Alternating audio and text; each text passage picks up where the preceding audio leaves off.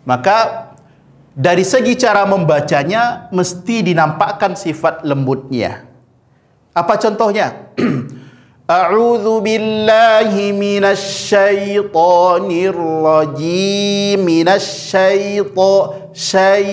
Kesalahannya apa? Ditekannya pada ya mati itu sehingga dibaca minasyaito. Maka kalau seperti itu hilanglah sifat linnya, lembutnya itu.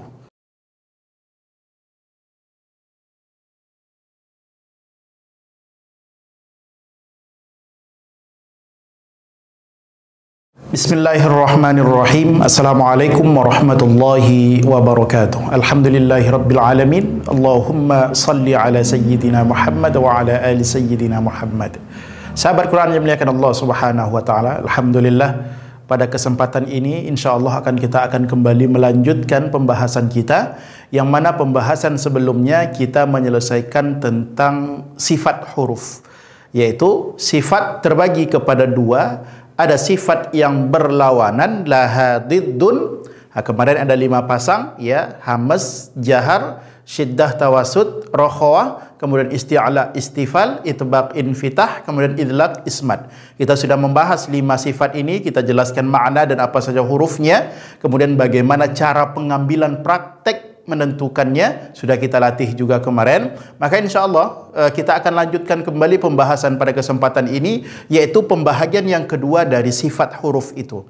Apa dia? Yaitu laisa laha diddun, yang tidak berlawanan. Yaitu pembahasan yang kedua, yaitu pembahagian yang kedua dari sifat huruf, yaitu yang laisa laha diddun, yaitu sifat yang tidak berlawanan, yaitu kadang ada, kadang tidak, ya, kadang ada, kadang tidak. Hanya huruf-huruf tertentu yang memiliki sifatnya. Kalau pada yang berlawanan, dia pasti ada. Pada satu huruf itu pasti ada. Kalau tidak A, pasti B. Kalau tidak C, pasti D. Itu dia, otomatis ada. Sedangkan yang laisa laha diddun, tidak semua huruf. Tidak semua huruf, hanya beberapa huruf saja yang memiliki sifat-sifatnya. Dalam pembahasan, ya, pada sifat huruf, yaitu kita akan lanjutkan tentang sifat yang tidak berlawanan dan juga terdapat pada buku, ya, lanjutan dari pembahasan kita kemarin pada halaman 61 itu. Baik, kita akan masuk pada pembahasan sifat yang tidak berlawanan. Satu persatu akan kita bahas. Safiruha sadun wa zayun sinu. Yang pertama namanya adalah safir.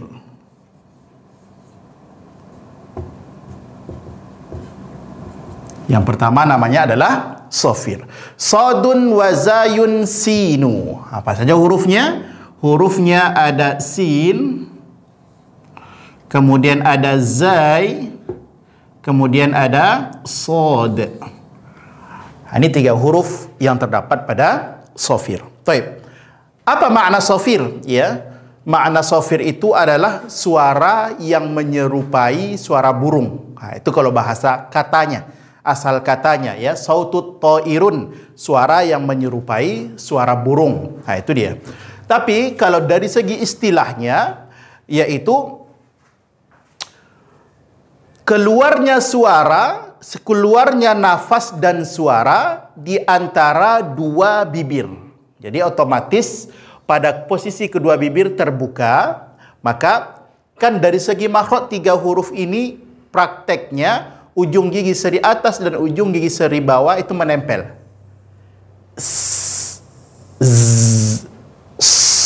Ini namanya sifat safir. Maka minasso, hadir as-so, itu namanya safir. Itu mesti ada. Jangan hanya minasso, tidak, tapi minasso. Atau zai, az-zani, waz-zani, azza. Itu adalah sifat safir. Atau pada sin contohnya, ya, as-sabiqa, as-sa. Itu namanya sifat safir yang ada pada 3 huruf ini saja, ya. Maka selain huruf ini tidak memiliki sifat sofir.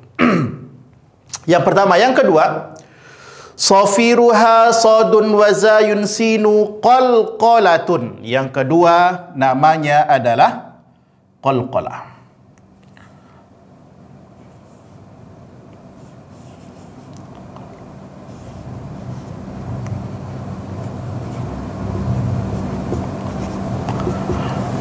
Qalqalatun qutbu jadin wallinu. Qutbu jadin.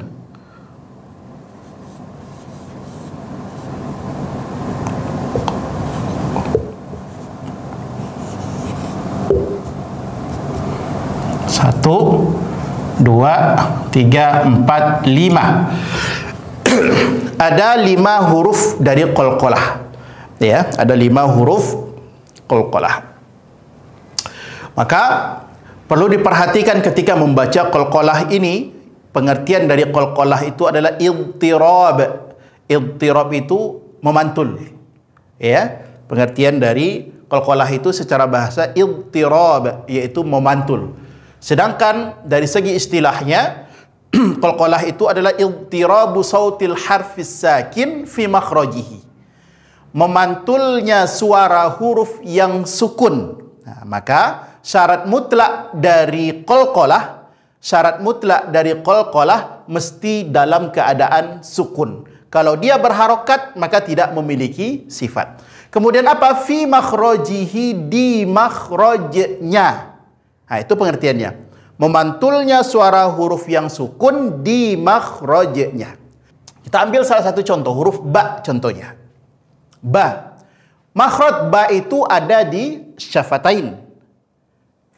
Maka pantulkan ba sukun qalqalahnya cukup di bibir saja. Maka bagaimana cara bacanya? Babi bu babe. Babe. Ya? Itu dia. Kesalahannya apa? Kesalahannya menambahkan makhraj huruf yang lain, yaitu makhraj huruf hamzah. Apa contoh kesalahannya? Dibaca babi bu bab. Itu bisa dirasakan bab. Pantul dia di syafatain, kemudian juga terasa di makhraj hamzah. Bab. Maka kalau bisa kita contohkan salah satu hamzah sukun, sufaha minas sama. Bab. Itu hamzah. Maka aib hukumnya menambahkan makhraj hamzah. Maka cukup babi bu babe. Cukup. Dal contohnya. Dal itu ujung lidah ditempelkan ke usul as-sana al-ulya, ke tempat pertama tumbuh gigi seri atas. Cukup di makhrajnya saja dipantulkan. Kenapa? Fi makhrajihi, yaitu dipantulkan di makhrajnya. Jangan ditambahkan hamzah. Jangan dal, dadidu, bada. Itu hamzah sekali lagi. Maka cukup dadidu, bada. Qul huwallahu ahad. Allahus somad. Somad. Jangan somad. Lam yalid. Tidak, tapi lam yalid wa lam yulad. Lad. Cukup di makhrajnya saja. Itu adalah pengertian dari qalqalah. Maka cukup, ya, yaitu idtirabu sautil harfis sakin fi makhrajihi. Memantulkan suara huruf yang sukun di makhrajnya. Jangan tambahkan makhraj huruf hamzah. Kemudian, adakah perbedaan? Adakah perbedaan dari segi cara membaca? Kan qalqalah terbagi itu. Qalqalah terbagi kepada 3 bahagian. Yang pertama, sughra, kubra, akbar. Maka pertanyaannya, apakah berbeda dari segi cara membacanya? Tidak. Pembahagian qalqalah itu hanya menunjukkan tentang letak pada hurufnya saja, bukan pada perbedaan cara membacanya. Itu sekali lagi perlu difahami. Kalau sughra berarti hurufnya di pertengahan atau di awal kata, pertengahan. Kemudian kubra dia berada di akhir kata. Akhir kata. kemudian akbar dia akhir kata bertasdid. Apakah ada perbedaan dari segi cara membaca? Tidak. Ya, bukan qul huwallahu ahad. Kalau akhir kata dia lebih kuat, tidak. Sama saja. Ya, lam yalid wa lam yulad. Cukup. Jangan lam yalid wa lam yulad. Ketika akhir kata seperti itu, tidak. Ya, murni pada pembahagian qalqalah itu menunjukkan letak posisi hurufnya saja di awal atau di akhir. Hanya begitu saja. Baik. Ini adalah pembahasan yang kedua berhubungan dengan qalqalah. Yang ketiga,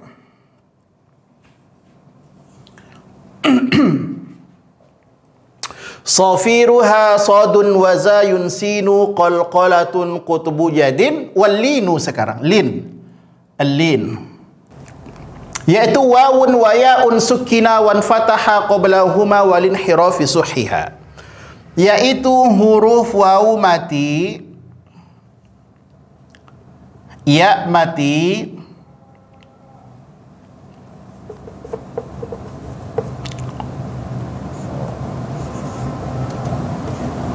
sebelumnya harokat fathah. Wawun wa ya'un sukina, waw dan ya sukun, wan fataha qablahuma, dan infitah atau fathah sebelum dari keduanya. Ini namanya adalah lin. Makna lin itu artinya lembut.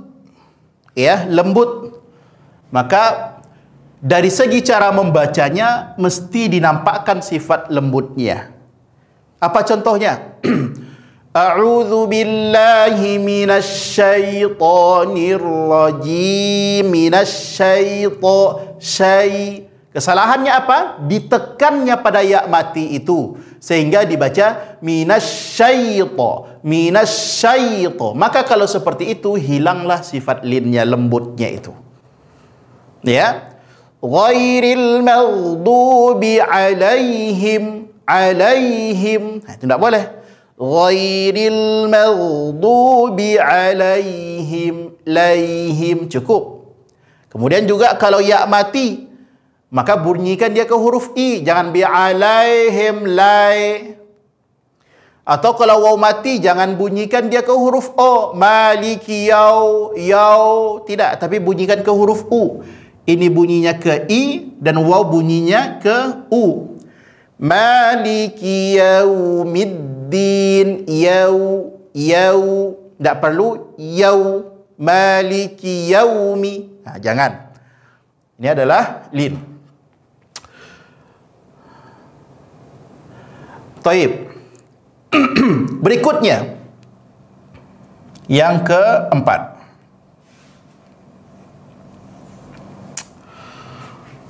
wawun wa ya'un sukina wan fataha qablahuma walin hirafi. Inhiraf sekarang.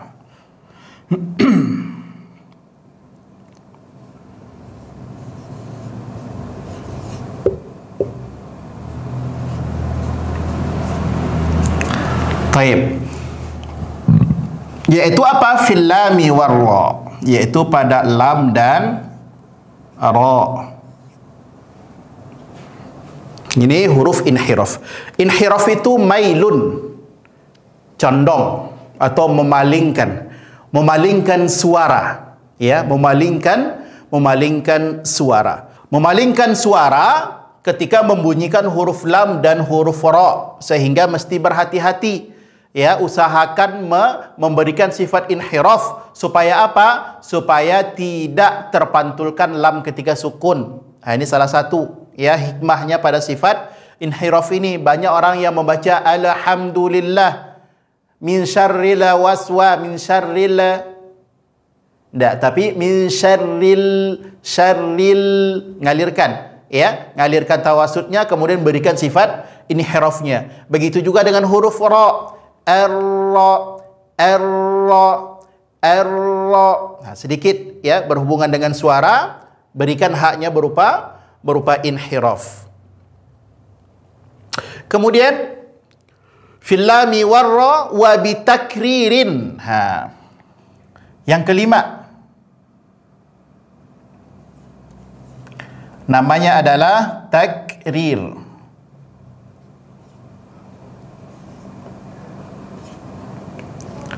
yaitu pada huruf ra. Irti'adu ra'sul lisan 'inda nutqi harfir ra, yaitu bergetarnya posisi ujung lidah ketika membunyikan huruf ra. Kemudian juga berhubungan dengan berapa kali sisi sebenarnya getaran huruf ra itu, masing-masing guru berbeda-beda. Ada yang mengatakan boleh 2, boleh sampai 3, tapi ada yang mengatakan cukup 1 saja. Ya, maka contohnya ar-ra, ar-ri, ar-ru.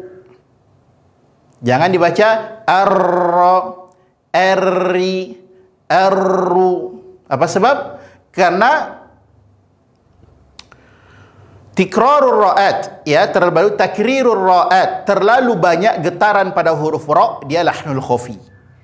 Bahkan wa akhfi takriran idza tusaddadu, ketika tasdid lebih samar-samar dan hampir tidak nampak getaran huruf ra itu. Nah, ini adalah pada huruf ra. Fil lami warra wa bi takririn ju'il, ya, ra memiliki sifat takrir. Jadi dia ada inhiraf, kemudian ada takrir. Berikutnya yang keenam, namanya adalah tafasyi. Walid tafasyi, yaitu tafasyi pada huruf shin.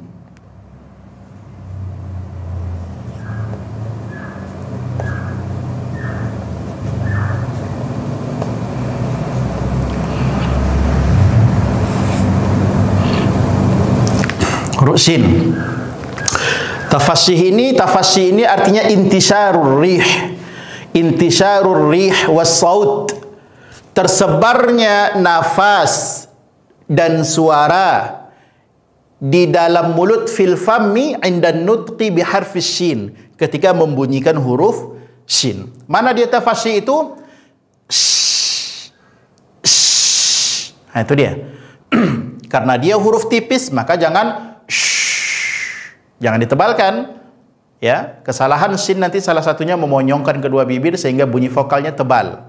Minasya, tidak, tapi senyum minasya. Taib. Intisarur rihi was saut fil fammi inda nutqi bi harfi shin, ketika membunyikan huruf shin. Satu hurufnya itu huruf shin. Kemudian yang ketujuh, yang terakhir, namanya adalah istitalah.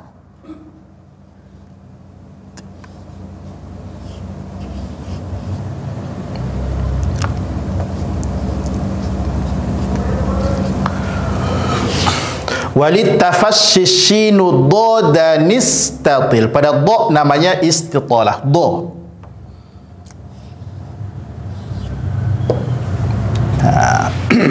Jadi istitalah pengertiannya adalah imtidadus saut, yaitu memanjangkan suara atau mengalirkan suara.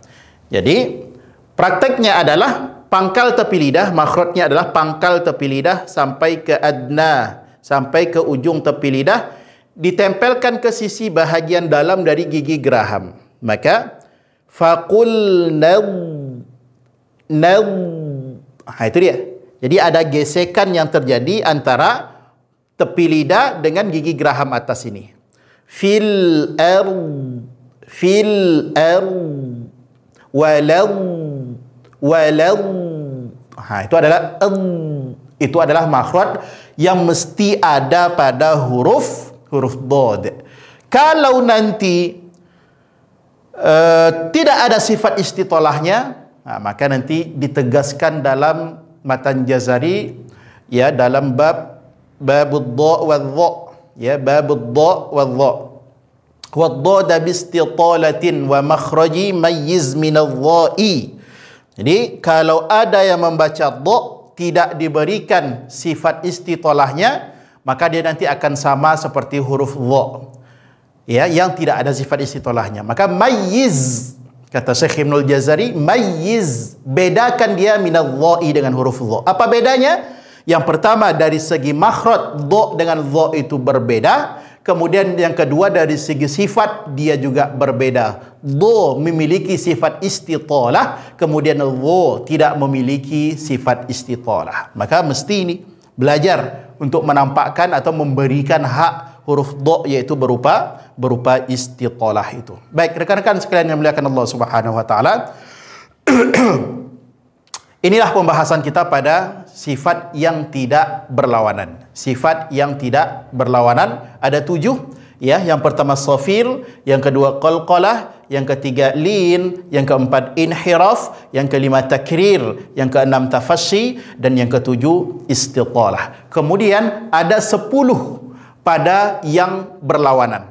Ya, ada 5 pasang, maka otomatis dia ada 10. 10 tambah 7, maka jumlahnya adalah 17. Sebagaimana yang juga disepakati, ya, atau jumhur ulama tajwid, salah satunya Syekh Ibnul Jazari mengatakan bahwasanya sifat sama dengan makharijul huruf juga memiliki 17. Ada perbedaan pendapat? Ada yang mengatakan 16, kemudian bahkan ada yang mengatakan 20, ada yang mengatakan 22, bahkan ada juga yang mengatakan sampai 40 jumlah sifat huruf itu. Tapi yang disepakati jumhur kebanyakan ulama tajwid yaitu berjumlah 17, 10 ya, 10 di sifat yang berlawanan dan 7 di sifat yang tidak berlawanan.